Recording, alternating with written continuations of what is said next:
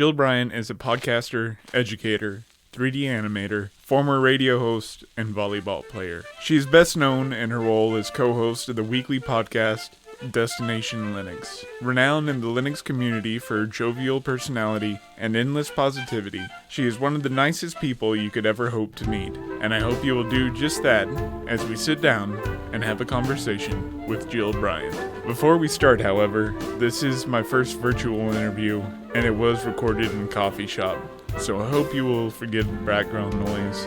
I tried to remove as much as possible. I also forgot to start my screen recorder, so this episode is audio only. Please enjoy the interview, and remember to like and follow on YouTube or your favorite podcast app. Okay, we have speed. That's what you said. And I can still hear you. That's what I was worried about when I set up my Audacity. I've got two USBs here, mic set up. Oh. And that was in case one couldn't go through the other. Yeah. But it seems to be working right now. Let me check my Audacity. Yeah, so far it looks like so good. Okay. And I'm recording. When I say we have speed, that's professional terms for the tape is rolling. Yeah. I was actually a mass communication student. Oh, you understand? So, okay, cool. Yeah. Because I had to explain it to Michael and Ryan. They didn't know what the heck I was talking about. Okay, so today I'm talking with Jill Bryant. She's a podcaster, lover of free and open source software, of Linux. She did 3D animation, and she's an educator. Mm-hmm. And I'm going to go ahead and turn it over to her, let her introduce herself, because usually people are better at that than I am. Aw, no problem. Thank you, Isaac, and thank you for having me on the show. This is so much fun, and I'm happy I'm your first virtual interview guinea pig. Well, you seem so nice, you know. I felt like you were approachable enough that I could do that and mess up, you know. Aww. Sounds good. No problem. So, yeah, my name is Jill Bryant. I'm also actually Jill Bryant Reinecker. My husband's last name is Reinecker, but I go by Jill Bryant on the internets. And so I am a Linux video podcaster on the weekly Destination Linux video podcast, as well as a Linux video podcaster on Linux Weekly Daily Wednesday over at Linux Gamecast. So, I've been podcasting now for over 5 years. Oh my gosh. So if you would, can you just explain to people what Linux is? Because when I first got into this, when I first even started getting into computers, I thought Linux was some kind of English operating system, and slowly learned what it was. Cool. So Linux is at its core, is an open source operating system. And as a result of that, it's free. But the important thing is that it's open source, meaning that anyone can fork the code for Linux and modify it and give back to the community and make the operating system even better. It's been around. Linus Torvalds, the creator of Linux, created this awesome OS back in 1991. And it is the operating system that runs the internet. It runs the Internet of Things. It's on server side. The web, the internet actually runs on Linux. It's used heavily in server side and AI to create movies and shows, and it's the back end of everything. It's actually the most used operating system in the world, and most people don't even know it. Yeah. Most people, it's on your phones, it's on your TV, it's on your router, it's on, it's running the internet when you're searching the web.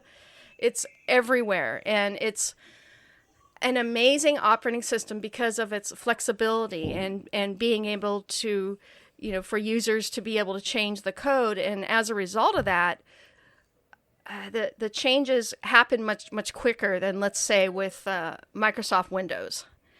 Because you have millions of people working on the code and can fix it. And that's also why it's the most secure operating system, because millions of people are working on it and constantly, fixing the bugs and viruses. So viruses have a hard time getting anywhere in Linux. So that's one of the reasons it's used on the back end.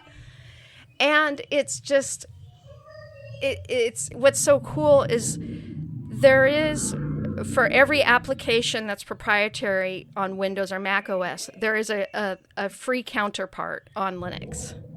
So, we were able to do everything on Linux, just with different name programs and alternatives. So that's really where I discovered Linux and the free and open source software was. I wanted to get into movie making. I wanted to get into audio editing and recording music and stuff. And, at the time I had no money. And now I don't have that much money. Oh, and you're a student, so I understand. Yeah. You start off looking for, free apps or whatever, and you get one off the Microsoft Store on your phone or something, and it just doesn't measure up to a lot of the free and open source apps. Yeah. Absolutely. And then I'd watch videos, and I slowly learned about, Audacity, Kdenlive, Krita, Inkscape. I use Inkscape all the time now. Awesome. And you realize, how much there is out there that's just people wanting to put their code out there, put out their projects, and support people who really can't afford, to go out and buy Adobe Creative Suite or something like that. Absolutely, Isaac. In fact, I taught 3D computer animation and motion graphics for 30 years. And especially in the last 10 years, I've been bringing open source into the classroom and Linux, because in the movie industry, it's all done on Linux.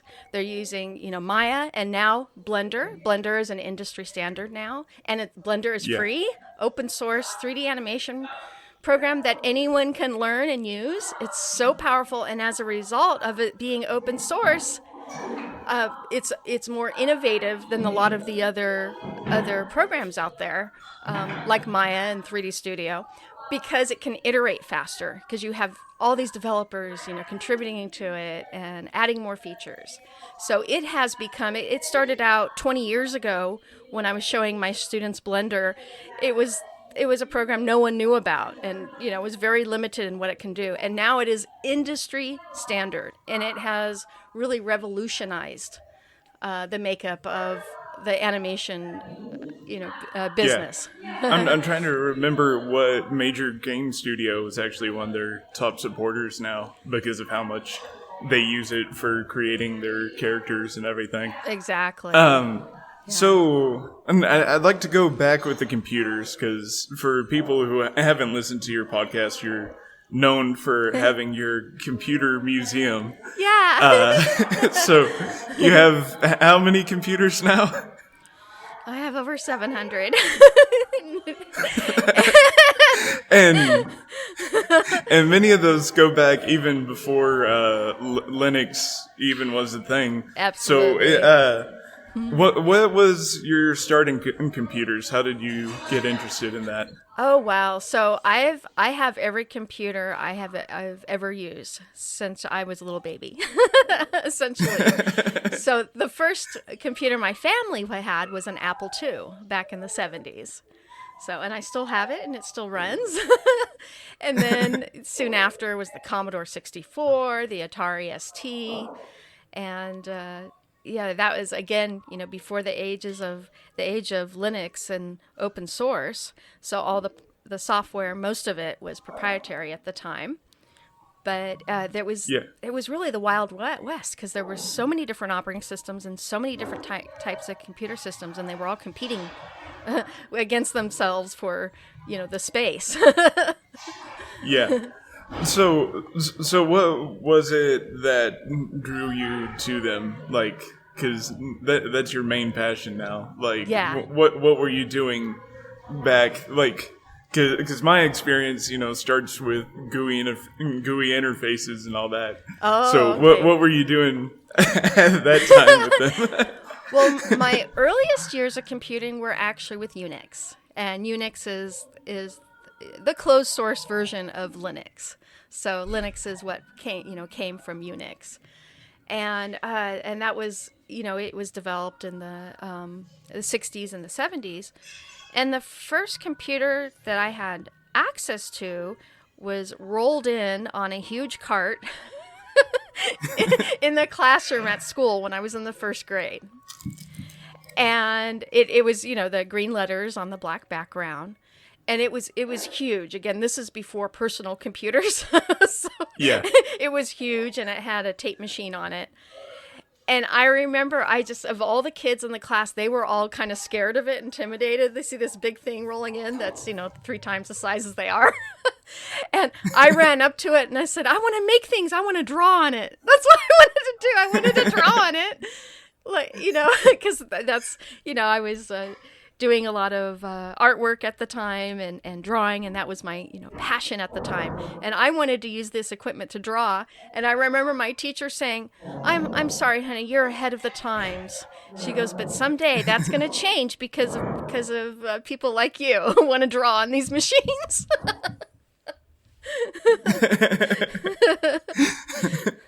So when you say reel-to-reel, was it reel-to-reel tape? Yeah, or was reel-to-reel tape. Yeah. So it's even before the day of cassettes. Yeah. For sure. Yeah. So you mentioned wanting to draw on it. So I think that kind of would lead into you did a lot with 3D animation. You teach it now. So Yeah. when did that start with you? Okay, so that started in actually the 80s for me. I started dabbling with programs, whatever programs I can get from my brother's bulletin board system at the time. And some of them, there were some that were free, but there were some that were not. And see, back in those days, you couldn't the 3D animation programs, they were all thousands of dollars. They're still thousands of dollars now, but now except now you have open source options like Blender. But the one I wanted to use, cost $6,000, and I was a little kid. I didn't have $6,000. Yeah. And but the nice thing is that my brother hosted these programs on his BBS. And I kind of learned how to hack it to use it. No, it was. I better not say what program it is, because I did have to.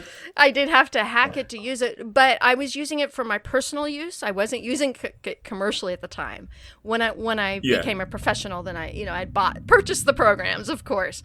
But I wanted to learn on it, and back then, Isaac, you didn't have student trials. You couldn't just download a copy for 30 days and play around with it, or a student version. That didn't exist. So you had to pay $6,000 to $8,000 to buy the program, and then also you didn't get the manuals unless you bought the program. So I had to learn it the hard way. I had to learn the 3D animation package the hard way.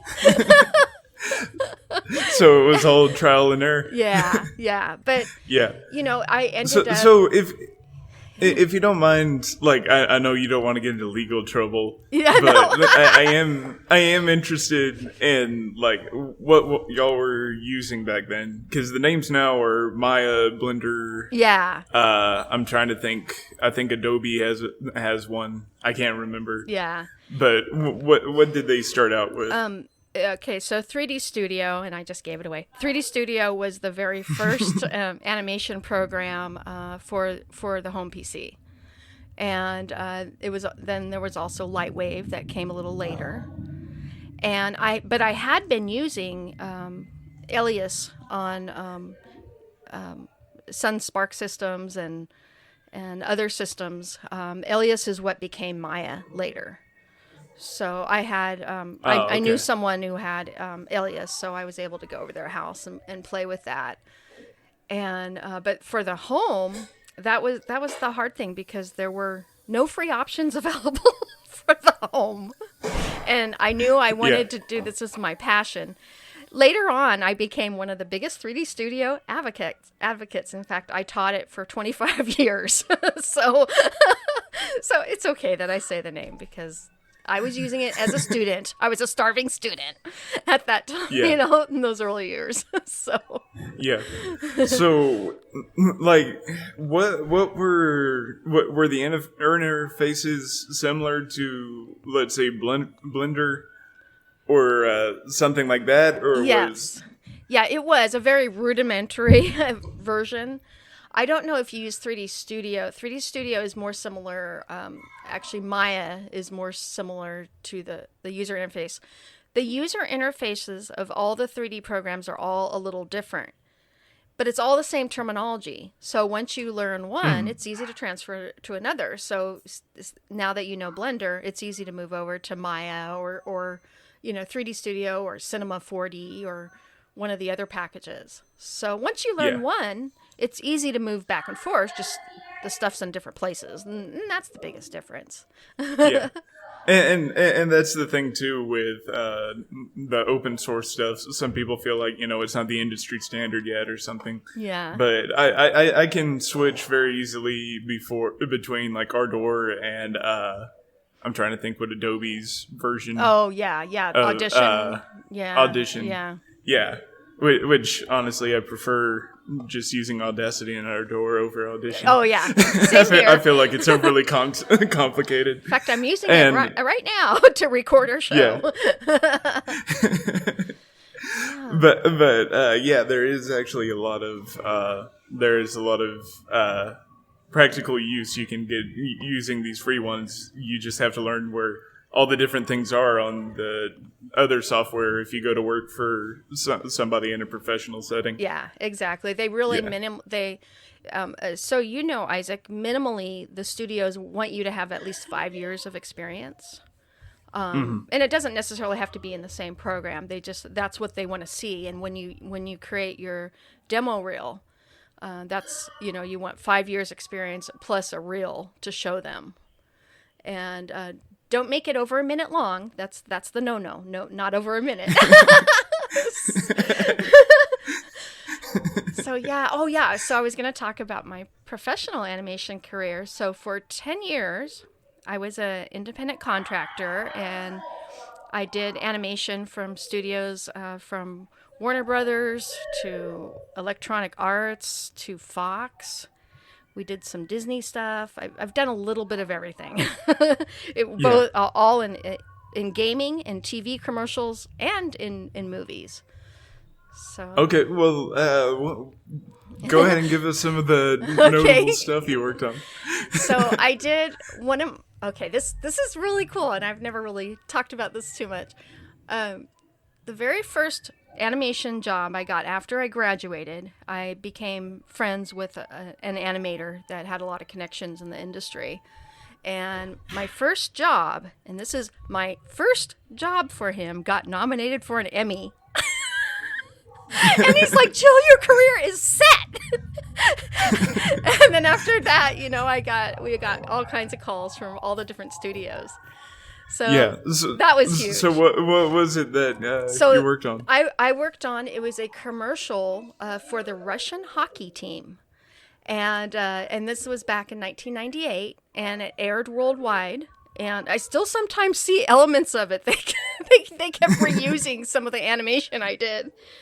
And so the Russian company, put in the nomination for the company I was working for at the time, and it was just me and another animator working on that project. And we got an Emmy nomination. Like my first big job, my first big break. But, I had been working for over 10 years as a student, learning and trying to get a really good demo reel. I used to go and do interviews with companies, and then all of a sudden it just kind of fell into place. And, it was just very, very fortunate. Yeah. It works that way sometimes, Yeah, though, you know? Just all of a sudden things fall into place. It did. All that hard work I had done for many years, dedicated as a student. I was the very first computer animation major from the Cal State system.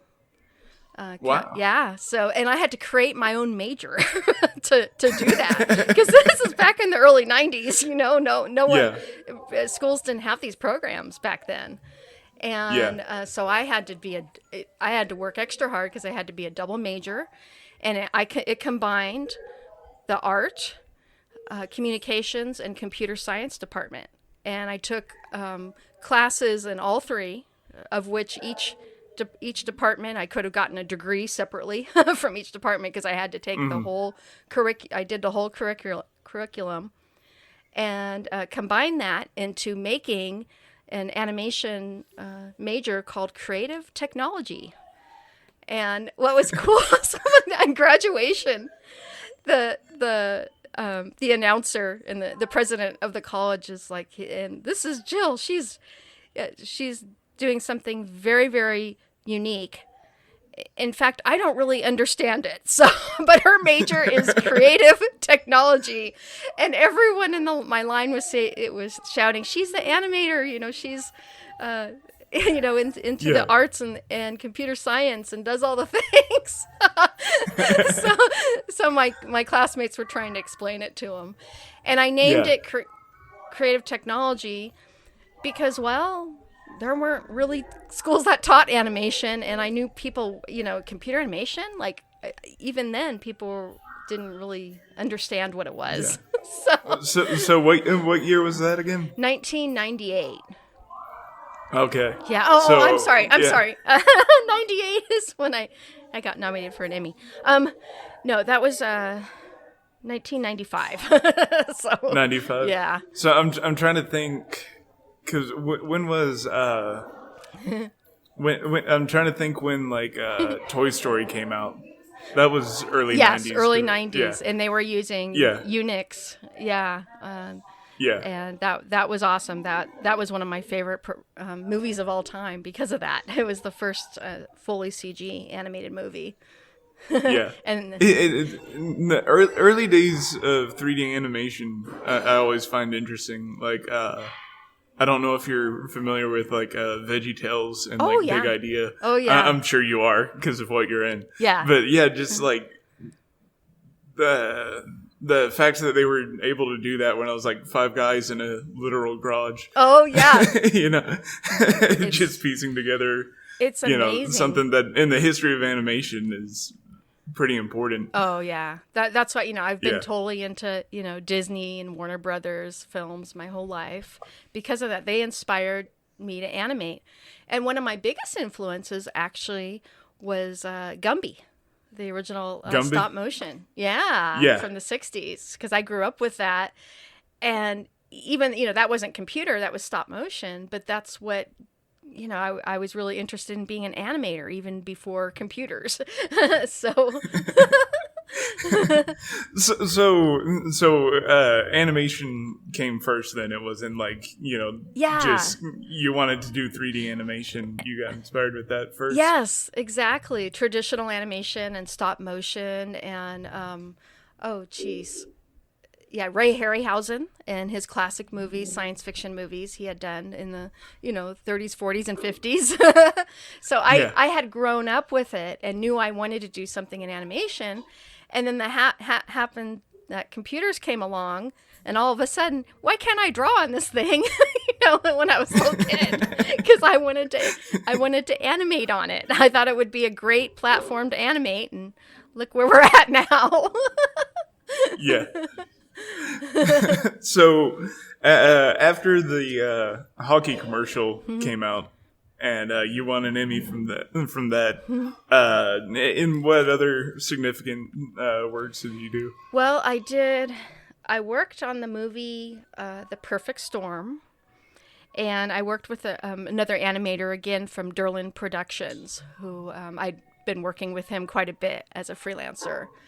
And this was for Warner Brothers, and they had us do the movie trailer originally, wanted us to do the movie trailer. So I did we did the trailer, and we noticed that the wave that was in it was not a very good looking wave. I mean, it needed some touch up. It didn't look too real. So we made it look real, and I got to add some extra splash on the top of the huge wave that came over the boat, and they ended up being so impressed with our trailer, with the wave that we made, that they used it in the film. So that big wave was ours. I was like, yay! and so my part in it is Kevin, my partner. He did most of the animation for it, but I did all the touch-up work with the splash on the top. Yeah. So me and him worked on it together, and we brainstormed it on how to do it. Because, geez, Isaac. So in those days, I wasn't working for a studio, so I had to have access to every program working as a independent contractor. And I had to combine several plugins together to make like the water, make it look really nice. That wasn't something that a program was doing really well at the time, was water. So yeah, I was going to say, we had to combine like a y'all lot have water simulations yet? Yeah, they did, but they didn't look great, and that's why the original wave for the movie didn't look good. So we modified it, and I remember doing some Python script and bringing in several different programs to get the right look, and that's what it needed to look real, and that's. So that was and it was nominated for an Academy Award. So. So you've just got all the nominations. Yeah. Huh? So that was Winter Grammy coming. Yeah. No. I'm now retired, but I'm happy with what I got. I mean, I can't. How many people can say their first job they got nominated for an Emmy? So, that's pretty impressive. Yeah. So, and I do wonder, because like back in that time, like how powerful the laptop I'm recording on compared to even laptops 10 years ago. Yeah. How did y'all do the rendering for all those all those animations and simulations? And somebody else must have plugged into the Wi-Fi. Yes, that happens. Okay, so you just got into the render farms. Yeah. When you cut out. Yeah. Okay. So how did that work for you? Yeah, it worked great. One of the nice things is, in fact, it was the job that I got nominated for the Emmy. Was we didn't have time to render it out. We didn't have enough computing power. They wanted it in like 48 hours. Mm-hmm. And there was no way we could render this project out. So I literally stayed up all night. I built a new Pentium Pro machine just to get the project done. And we got it done. And the company even asked us, how did you do it? Because they couldn't do it in-house. In fact, a lot of times they give the jobs to freelance contractors because they don't have time to do it themselves. They need something done, but they didn't have time to do it, or the power, or the resources. Yeah. So they give it to a freelancer, which means that's why we have to have everything. We have to have all the software and all the hardware.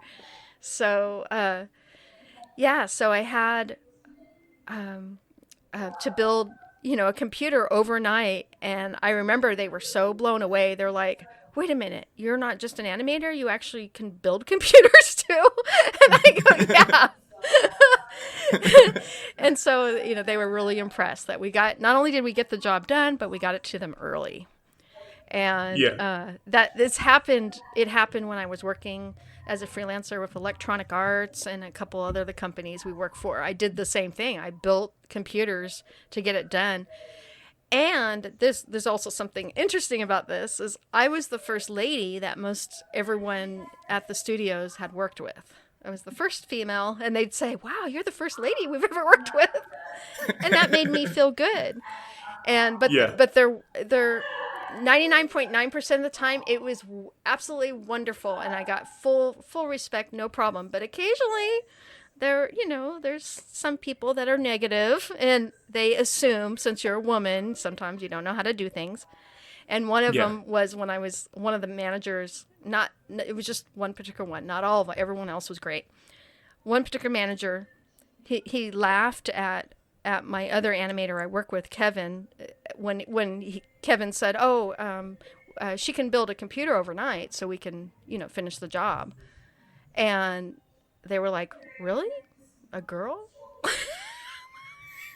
So I proved them wrong. And then they fully apologized. And my other animator I was with, Kevin, was like, no, he said, she's legit. She knows more about the stuff than I do. She knows software and hardware. Yeah.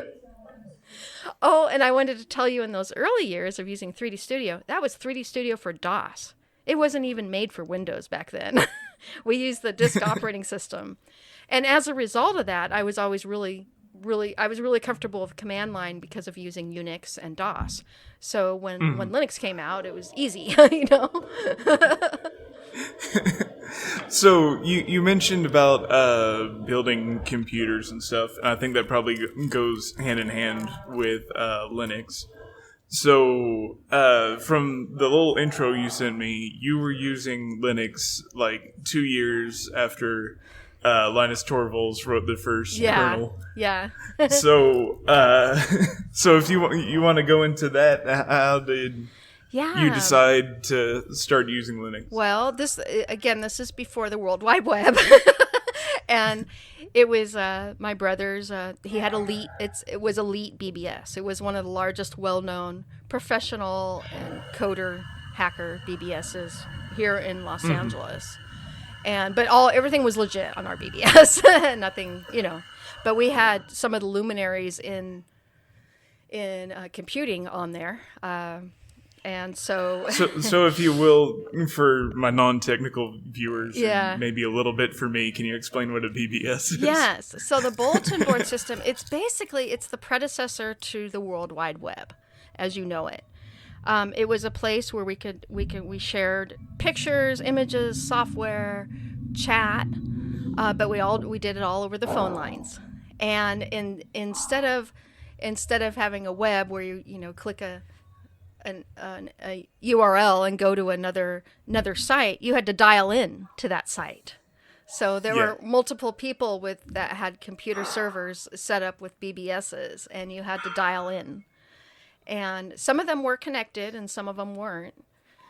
But that was those are the people who started the internet.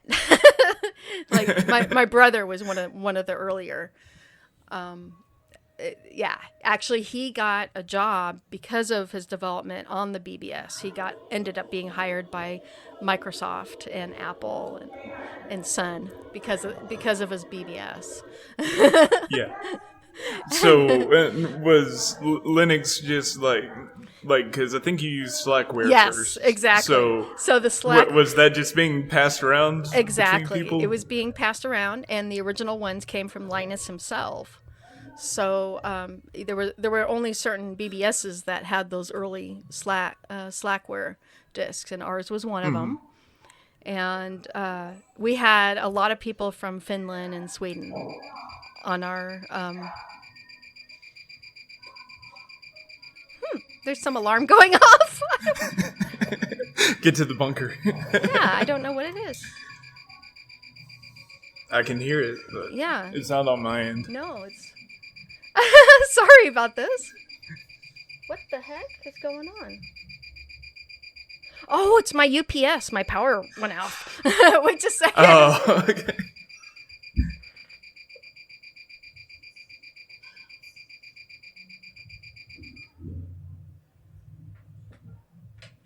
Okay, see, that's why I have a UPS. Did your power go out? Yeah, over there? it went out briefly, but you noticed I didn't go away. So that's why I'm happy you have that. Yeah, exactly. That's why when I started podcasting, I immediately got UPSs, and so I have a couple of them. And yeah, that one it was telling me that, yeah. I had the audio turned off, but for some reason it went into, oh, I'm gonna lose it, turn off computer soon. But fortunately the power came back, because I guess had been going for 20 minutes. I didn't realize that. Oh, okay. Okay, so it saved our podcast. It saved our interview. Oh yeah, so we were talking about the BBSs and Slackware. Yeah, okay. So the Slackware floppy disks images, 26 of them images I had downloaded from my brother's BBS, and that's how I started playing with it. I actually had them. Finally got them all downloaded in about 1992, but installed them all in 93. Yeah. On my 46. So, just so we're clear with everybody, that was 20 some odd individual floppy disks that you had to, And you'd be praying that one wasn't bad, you know? Yeah. Okay, then you'd have to start over. Yeah. Yeah. So, what was it like at that time? Was it still just command line, or for Slackware, or did you have any type of graphical interface at that point?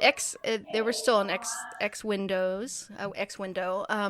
So I actually did get TWM installed.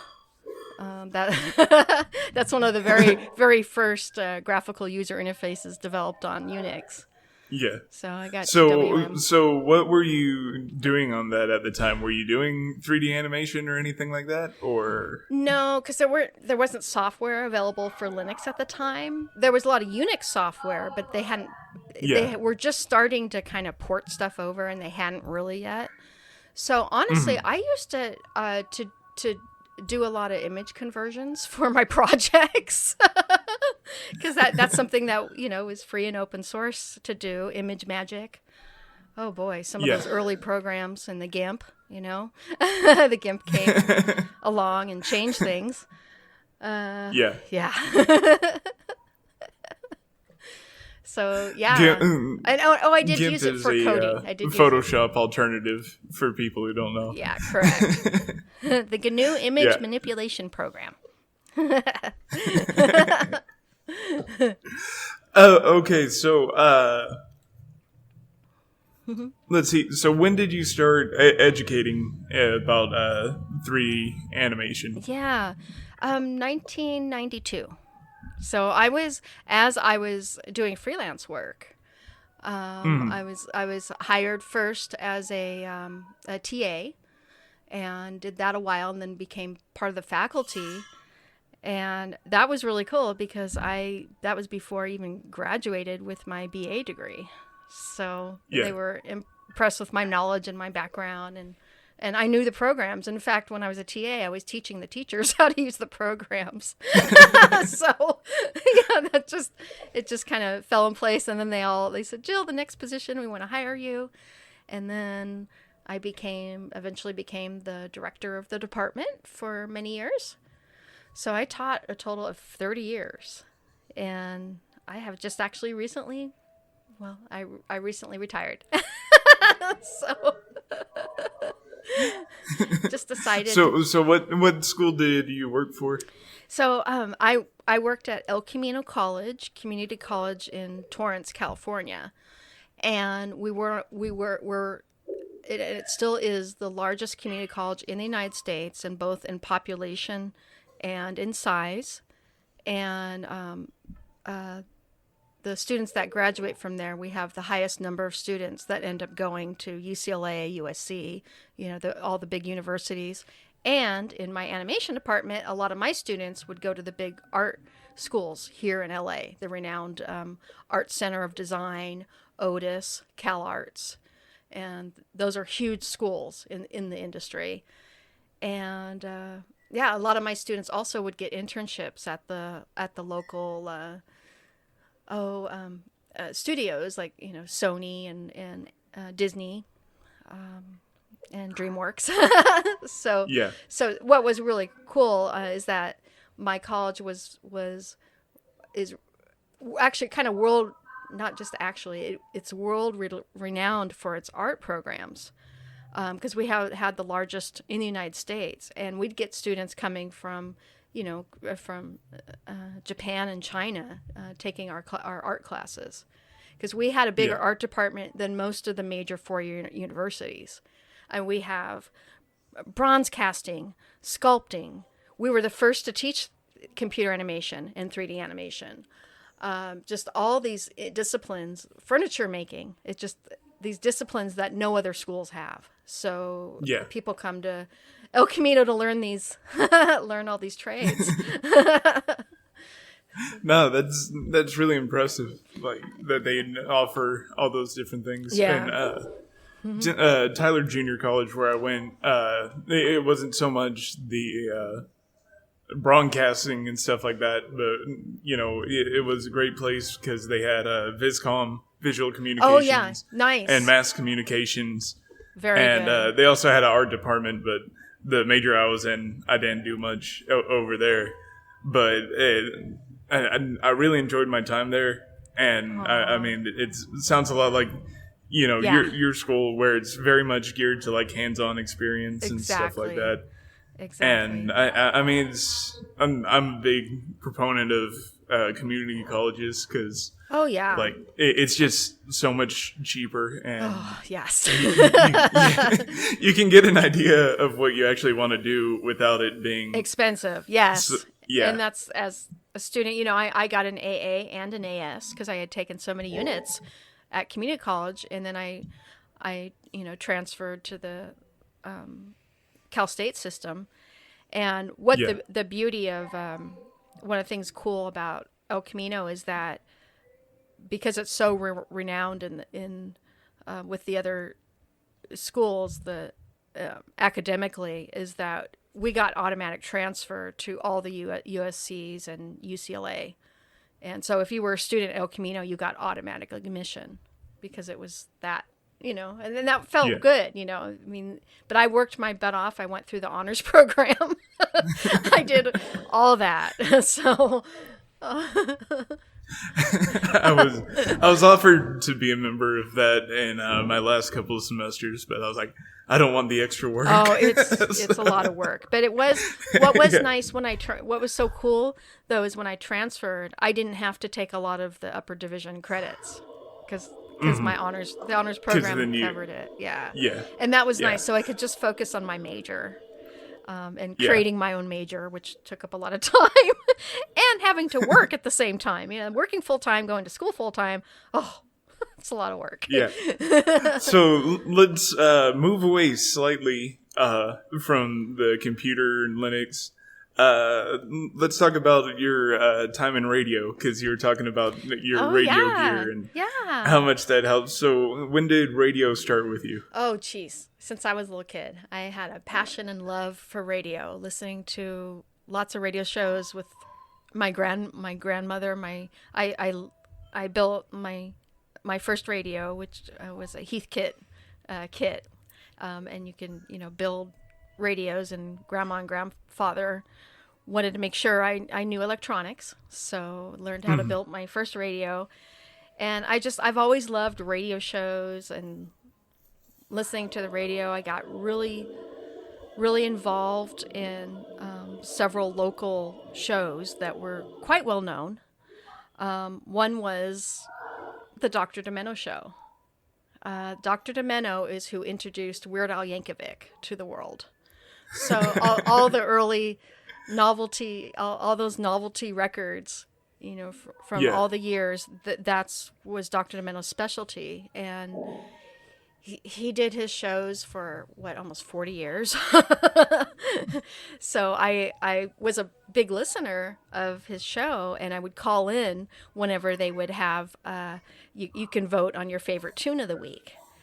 And I just became friends with the people answering the phone, and they invited me to the station, and here I was, only about 16 years old, so And my parents are like, maybe should we let her go, on this picture, because I was under 18, Yeah. But they trusted that I became friends with them, and my parents trusted them to take care of me. But so one thing that happened is Dr. Domeno was, doing the show. He didn't like having an engineer. He always liked doing it himself, doing all the mixing and commercials with all the songs. And I was just like, I was starstruck because he was really well known in the industry. And I told him I've always wanted to learn how to get on radio. And he goes, well, come here every week and I'll show you how. So I got to learn from one of the experts in the industry.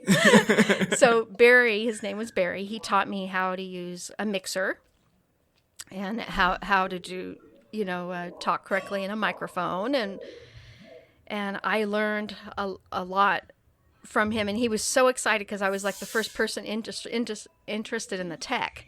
Most people who went were more interested in being on the air or, being in the background and saying yay or nay to the latest version of Star Trekking Across the Universe, Star Trekking Across the Universe on the Starship Enterprise under Captain Kirk. That was one of the top songs for years and years.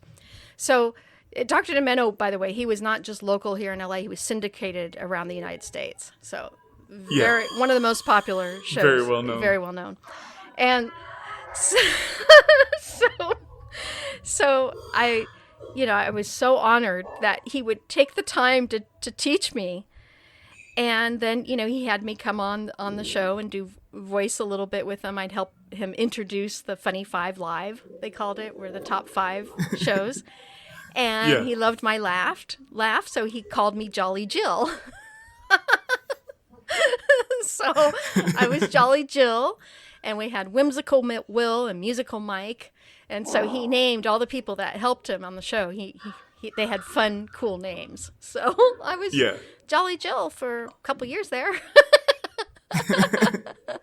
So that's kind of how I got started. And then I just kept going. There were other shows I got very involved with, and it wasn't enough for me to listen. I wanted to be involved in whatever show. I was passionate about it. It was my hobby. There was a science fiction radio show called Hour 25 here in Los Angeles. That was another huge, well-known, interviewed, all the luminaries in science fiction from Philip K. Dick to George R.R. Martin, the list goes on. The original hosts who were doing the show at the time are the ones that created Babylon 5, J. Michael Straczynski and Larry DiTillio. Yeah. So I was very involved in that show and would go and intern. Did you get to meet Philip K. Dick? No, I did talk to him, though. I did get to talk to him because I used to call in, every week on Hour 25, just about every week. Oh, man. Yeah. I did get to talk to him. So it was Dr. Domeno, it was Hour 25, and then there was another show. I had 3 big ones. One was Alien Air Music, and that show was a smaller college station, but still very big at KXLU, 88.9 in LA, and that one was just in LA, but out of Loyola Marymount University. And I used to fill in for him when he needed to be out and whatnot. So I did that, and then I did internships. I interned at Mars FM. That was a big radio station here back in the day. So I got so involved in radio that I helped start the radio station at El Camino College, KECC. And I did radio shows there for 16 years. And, oh, boy, I just so much, and I don't know how I did it all. I was in the radio, and I was also working with helping out Creation Entertainment. First started as a volunteer working with them at all the Star Trek conventions. They do the nationwide Star Trek conventions. So I was working that and going to school and doing the radio stations. I didn't sleep. I didn't sleep. I was going to say. And I was playing 3 to 4 hours of volleyball every day because I was competing at the time. And I'm just like, and even one time I was going to 2 schools. I was going to El Camino and Cal State. And I was just, and I was working. I didn't sleep. Like most 20-year-olds. Most 20-year-olds didn't sleep, but I really didn't sleep. Got about 30 solid minutes. Yeah, pretty much. And I was dealing with, oh gosh, I had a heart attack when I was 21. People were like, that's probably because you overdid it. No, it was just I was born with the heart condition, not a normal heart attack. But I had several surgeries, and you would think that would set me back, but instead I just got into deeper. It helped doing all this stuff, helped me, through my medical issues. So, I think that leads us into podcasting. Yeah. So that's how I discovered you, Aww. But I'm sure you've been doing it for many years before. So how did you get started podcasting? Well, it was, again, my love of radio. I just wanted to be involved in this new thing called podcasting and loved it. And it's a place where I get to share my hobbies and share my knowledge. And so I became a big fan of Linux Gamecast Weekly. That's and I'm on that network now. But Vin Stone and Pedro Mateus and Jordan, they've been doing Linux podcasting specifically in gaming for over 10 years now. So they were one of the first. And I just love listening to the shows. They had such fun humor and snark. And I grew to fall in love with it. So then I just started coming into chat. And I would stay up till like 2 and 3 and 4 in the morning chatting with them after the show. And then Ben is like, Jill, would you like to come on? I'd like to interview you. I go, oh, okay. So I did that, and the rest was history. That's how I got started in podcasting, because I came in the after show. And then I would have started earlier than I did, but I was dealing with family emergencies. Life got in the way a bit. So I was going to start with him like in 2014, 2015, and couldn't. But in 2018, I was ready. I was ready to go. Then I'm ready to get on the air. And so he made me the third host on Linux Weekly Daily Wednesday. And it's the Linux news show for Linux Gamecast. Not the gaming specific one, but Linux news in general. And I absolutely loved doing it. And I would then, from there, I went and I started getting on to Jupiter Broadcasting with Chris Fisher on Linux Unplugged and several of his other shows, and going on with Rocco with Big Daddy Linux. These were the other big podcasts at the time. And I'd had a love for Destination Linux. I'd been listening since the very first episode and was just enjoyed listening. And then after I did an interview with Rocco, it was a Linux Spotlight I did, Ryan and Michael invited me on Destination Linux as a guest host. So I went on there and we talked about everything from Linux to Star Trek. And then I got to show off some of my computer collection. And after a few times I was guest hosting, then Ryan sent me a note. Jill, would you like to be on our flagship show, Destination Linux? I'm like, oh my God, yes, of course. It was like, and this was awesome because this was during the pandemic. And I had, of course, lost my job at college. They had let all the teachers laid off because it was during lockdown. Yeah. We were on lockdown here in California for a year and a half. So they let all the teachers go. And then eventually I got hired back. But I didn't have any money flow coming in, and which was, I didn't care. I was just, I was doing fine. I just figured, after the pandemic, I'll get more work. And then Ryan and Michael said, Jill, would you like to, be on Destination Linux? And it came at a great time because I had no idea they were going to pay me. I just thought I was volunteering. Yeah. Because with Linux Gamecast, I'm just volunteering. I'm not being paid to do that. That's just for the love and the fun. And I figured on Destination Linux, okay, I'll volunteer and do another, one of my favorite podcasts. And one of my favorite topics, Linux. And I had no idea I was going to get, we have some nice sponsors at Destination Linux, so I get a little money for it. It's kind of nice. But that wasn't, it was more, I had no idea. I just figured, I do it because I love it. And I had some time because it was a pandemic and I wasn't working, like so many people, it's like so many of us weren't working. And it's been so incredible working with Michael and Ryan. It really has. It's been a dream come true for me. And I love the show and I love the network, Text Digital, and I wouldn't give it up for the world. I'm there to stay. And it's so wonderful talking to really awesome viewers like you, that watch the shows and communicated and contacted us. I mean, y'all's show is what really got me into Linux. I was already thinking about switching over to it because I was already using all the apps for one, just on Windows.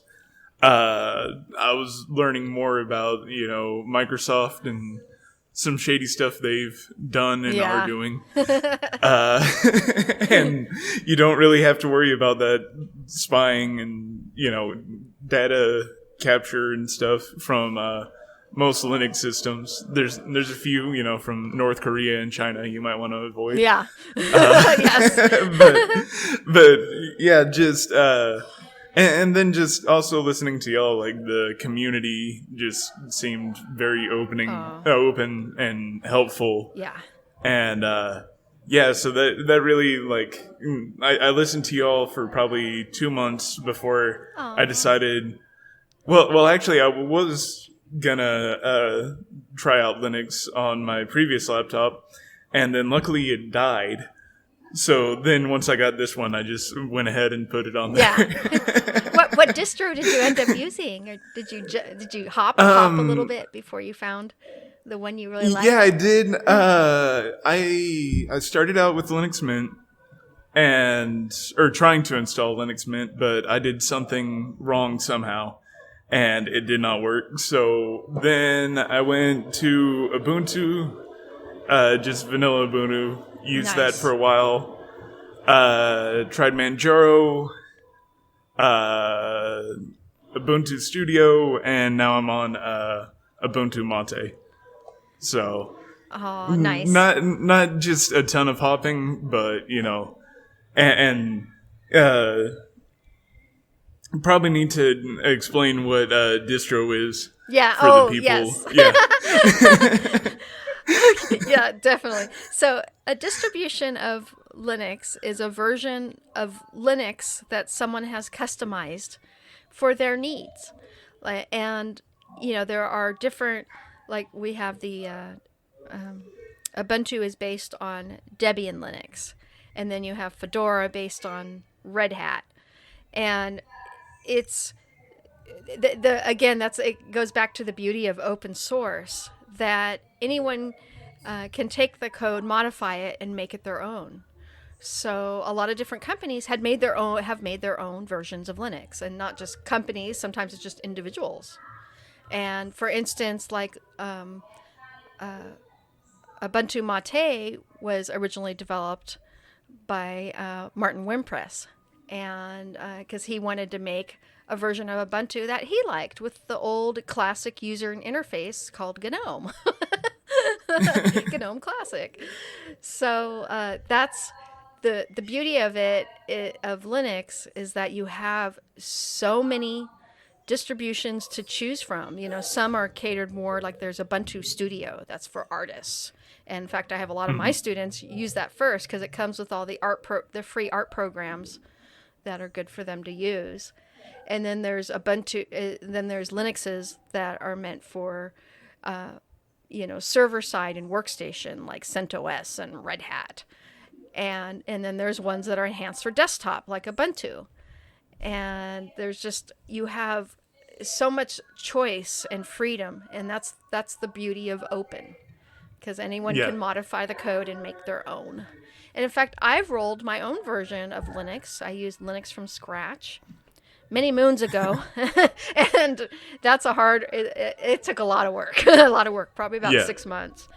So I did that one, and then Basically, I would say if you're starting out, start with a Debian-based system. Yeah, it's use gonna be the easiest. use Ubuntu or Fedora. Linux Fedora is Mint, good. yeah.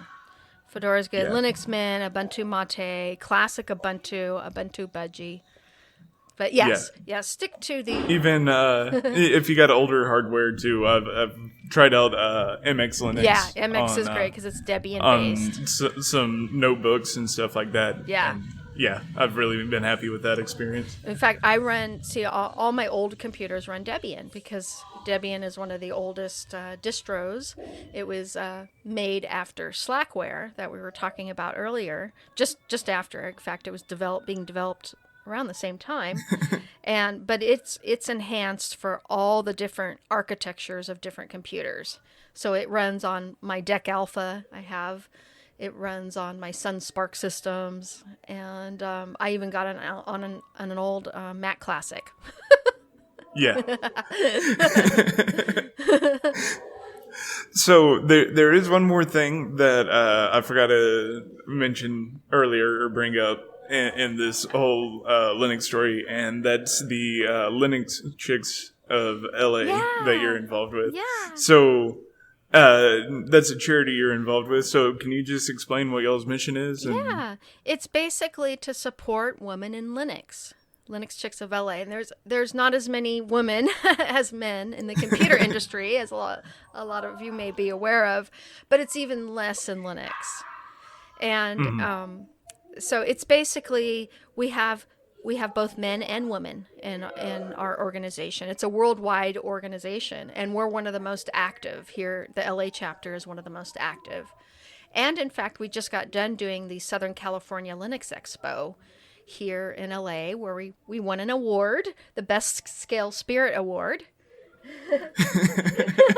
Yay! We win an award every year. We work our butts off.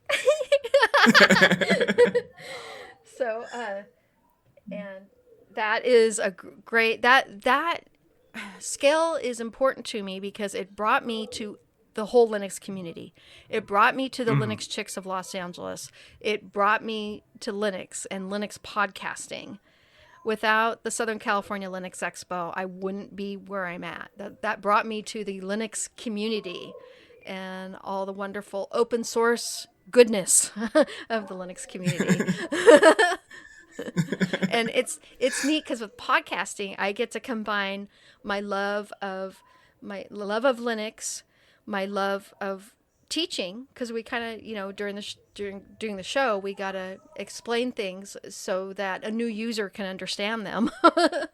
And I enjoy doing that. And yeah, and it combines my love of radio, so I'm just able to bring everything together. And now that I'm officially retired, I'm just going to focus on podcasting now. And that just happened recently. I retired recently. Well, congratulations. Yeah. Okay, so is there anything else that you would like to leave the viewers with before we end the interview? If you haven't tried Linux, give it a spin. Definitely. If you're sick of Windows and you want something different than Mac, Linux, you can download it, put it on a flash drive, boot it on your computer without installing it, just to play with it. And then when you become comfortable with it, you can install it. Unlike the old days of installing Linux back in the early 90s, it's really easy now. And it only takes about 5 minutes, like Ubuntu Linux, only about 5 minutes to install, literally, on most modern hardware. And the installer is, not only faster, but it's plug and play. So most of your hardware will be recognized by Linux without issues. And it's just, once you go into the world of open source, you'll see how powerful it is and why Linux is the biggest operating system in the world and the one people don't know about. But for desktop, it has matured so much and it's become easier to use. And if you're, go ahead, Isaac. And if you don't like one desktop environment, I mean, there are so many to choose from. It's infinitely customizable. Absolutely. In fact, with me, I don't even, I'm often using Ubuntu or Fedora as a base, but I have other user interfaces that I like to use. So I don't just stick with the one they give you. Like right now, I'm on Window Maker, which is a really old user interface from the early 90s. And actually it was based off the Next computer from the 80s. So yeah, you have so much choice. And especially if like you're an artist or coder or developer, it'll open up your world. It'll open up your world. Well, thank you so much for sitting down and having this conversation with me. This went really well for my first virtual interview and everything. I had a whole lot of fun talking to you. Aww. You very interesting person. You've accomplished a lot. Got very little sleep while doing it. Absolutely. And definitely go check out Jill on her podcast, Destination Linux. Yes. You can go to textdigital.com for Destination Linux, and you can go to linuxgamecast.com for LWW. I also do game streams on LWW as well. I'm sorry, on Linux Gamecast as well. So go check her out there. And this is fun because Isaac has been in a coffee shop doing this. See, that's the beauty of virtual, right? Yeah. Yeah, there were a few times that the background was a little loud and I could hardly hear you, and then but I knew what you were saying. But most of the time, it was hopefully, perfect. Hopefully I can fix it in post. Yeah. Yeah.